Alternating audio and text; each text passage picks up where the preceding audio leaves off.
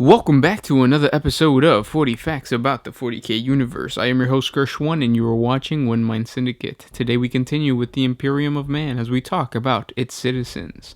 This is part 4. If you have not checked out the other parts, please do so on our channel. Don't forget to subscribe and let's get into 40 Facts about Imperial citizens. A Penal World is a class of Imperial world that functions as a worldwide military prison planet. This world's population consists entirely of criminals from hundreds of different planets. This type of world tends to be a barren planet that has few other uses and little, if any, indigenous population. Military formations are often raised from amongst the prison population as necessary to serve as penal legion troops with Imperial Guard regiments. There, they might earn redemption through the term of service, which is for life.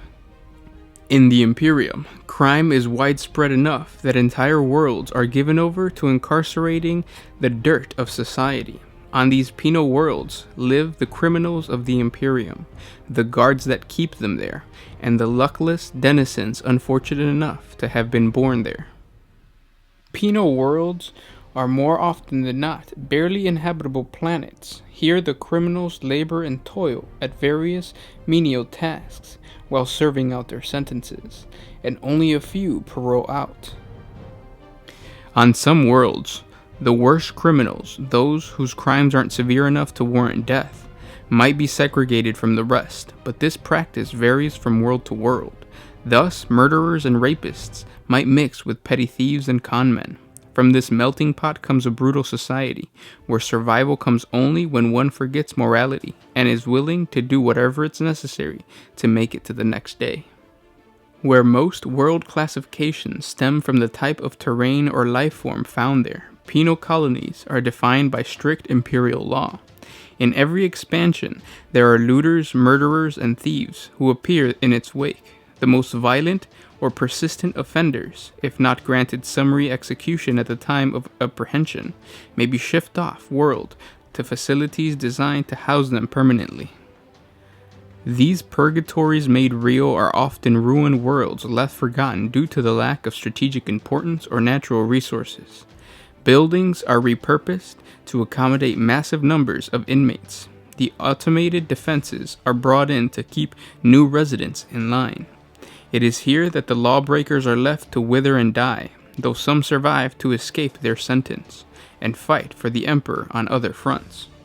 Within the Calyx sector, inmates sentenced to penal worlds are marked with barcode tattoos that are typically placed on their neck, forehead, or other easily spotted areas of the body. Here, many inmates die of disease, starvation, infection, the environment, the escape attempt, an encounter with a brutal guard, or one of 100 other horrible things. Inmates are sentenced far away from their homeworlds, and most never see the world again. Some feel that those who are executed are the true lucky ones, for those who are sentenced to penal worlds are sent to hellish places where death is slow in coming. The only denizens that have any real freedom whatsoever are the warden and his guards. On many penal worlds, the planetary governor is also the prison's warden, and his authority is absolute. The warden and his guards often brutalize the inmate population, adding to their considerable misery and mortality.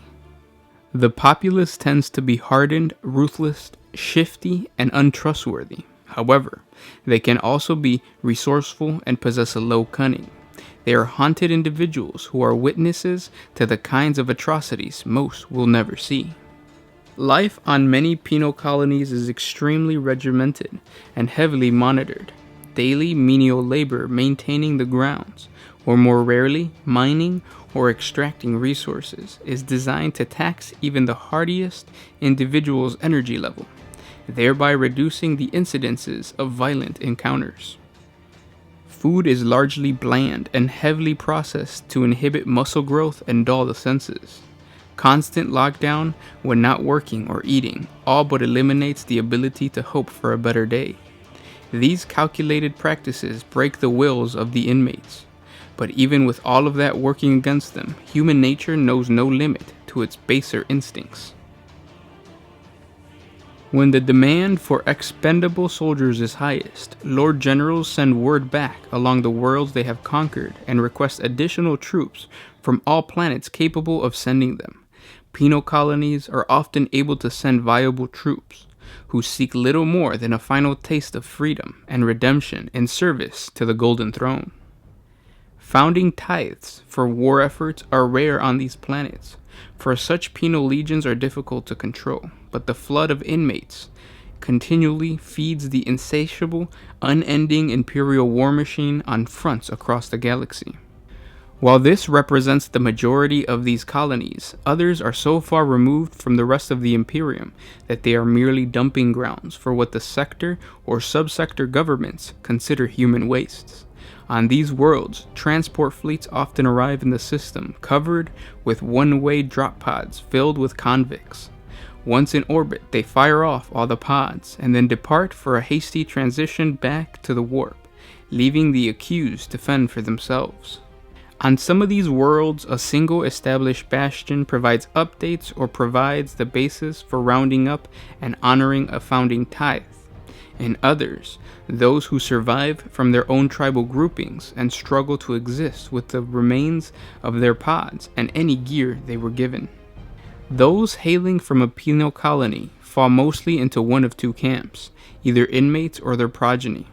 A few others come from the ranks of guards and wardens who oversee these wretches. Regardless of which group they fall into, those living on a penal world develop survival strategies to protect themselves from the horrors around them. Many prisoners band together in gangs to provide support, protection, and strength. Some rely on intimidation or reputation to keep potential threats at bay. Those unable to cope find their way to their graves, or end up more deeply imprisoned by the servitude to a fellow inmate.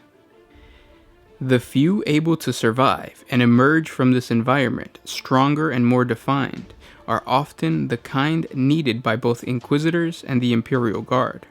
Individuals who have skills and talent outside of the norm are often noticed by those with a keen eye for such abilities. Wardens are tasked with readying prison recruits for duty in penal legions as required.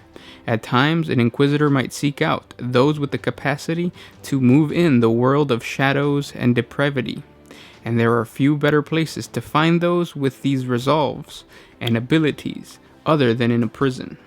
Working for an Inquisitor brings significantly more freedom, but indefinitely more danger than even the highest terminal nature of their service in the Imperial Guard. Still, very few reject an offer made by someone who can make a warden cower. Penal colonies hold all kinds of criminals, and therefore they also see all kinds of talents. While most doomed to such a world are rough, tough, or insane killers, some inmates are gifted thinkers, skilled processors, rousing orators, or budding technomats who are captured and incarcerated for activities that local rulers deem heretical or revolutionary. Once imprisoned with others of their kind, they might hone their skills or develop new ones. If ever unleashed upon the Imperium, most are eager to share their new abilities with unsuspecting enemies on the direction of their inquisitorial master. In direct contrast to penal worlds, another world that a civilian of the Imperium may find himself in is a shrine world. A shrine world of the Imperium of Man is dominated by the religion of the Imperial cult and the active devotion to the God Emperor of mankind.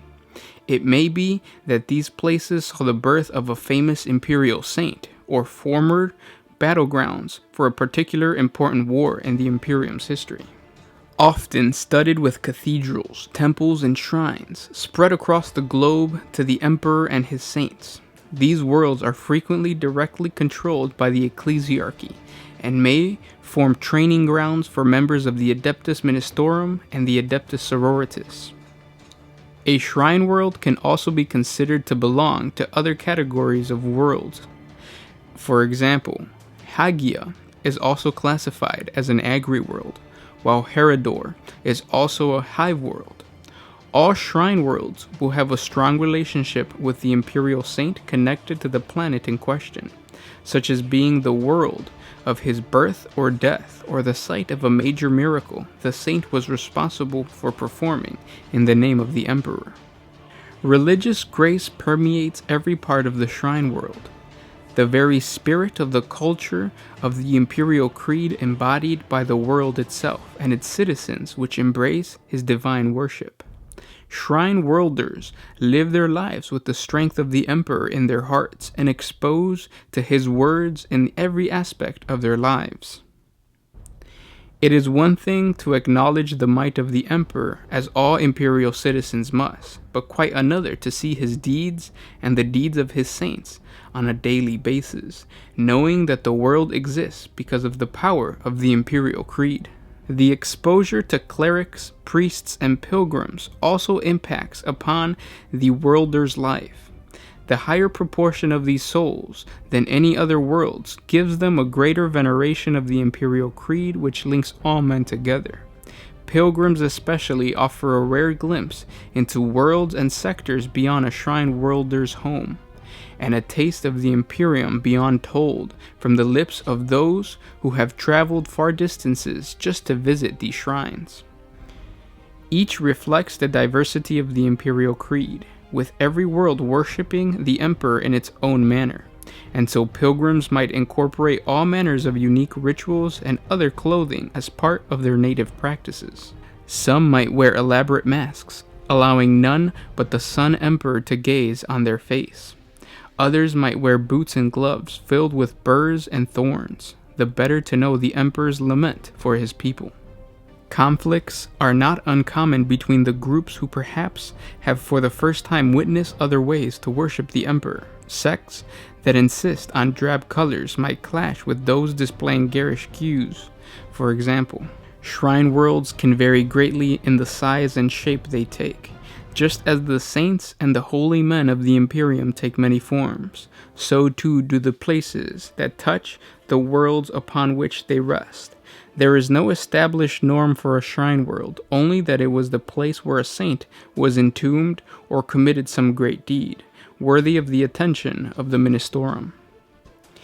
A shrine world might have been a pharaoh or hive world with a well-established society before the coming of the saint, changing the focus of its citizens and bringing attention from off-world. Equally many shrine worlds were only outposts or dead worlds before a saint fought a final battle or came there to find his final rest.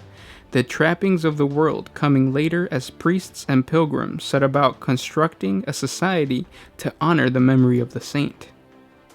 In both cases, the presence of the saints and the millions of pilgrims who make the trek have changed the world forever, given it a new purpose and a new place within the Imperium. There is another side to a shrine world, a side that hides beneath the veneer of religion and masks another face of the Imperium.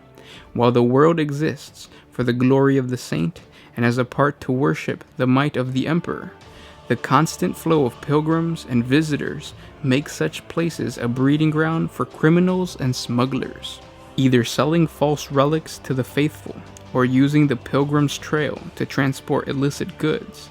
The underbelly of the shrine world is as active and dangerous as any underhive.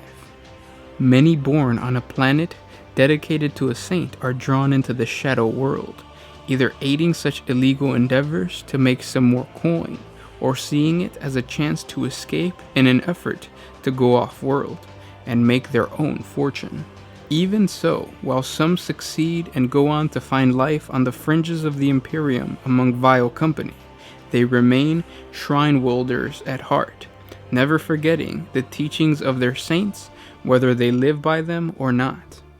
And those were 40 facts about life as an Imperial citizen. I hope you guys enjoyed this video. Again, this was part 4, so there's more parts on the channel. Don't forget to share this with your friends. Don't forget to share the channel with your friends so the channel can grow and we can keep providing more Warhammer 40K content for you guys.